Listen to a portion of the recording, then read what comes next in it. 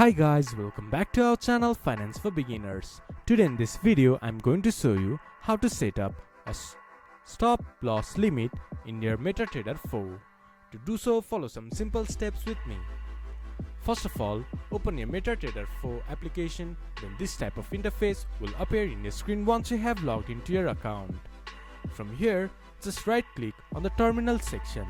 If this terminal section doesn't appear in your screen, just press Ctrl+T, then it will pop up in your screen. Right click on the terminal section, then you can see new order, or just go to tools and click to new order. From here you can see stop loss limit.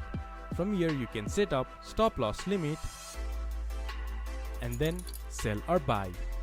If you have already ordered your trade and if you want to set loss limit in that trade, just navigate your trade through this terminal section and right click on that trade.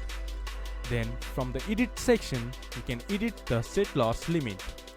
This is how you can set stop loss limit in MetaTrader 4.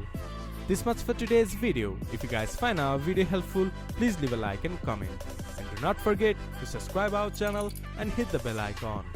I'll see you guys again in our next video. Thank you for watching.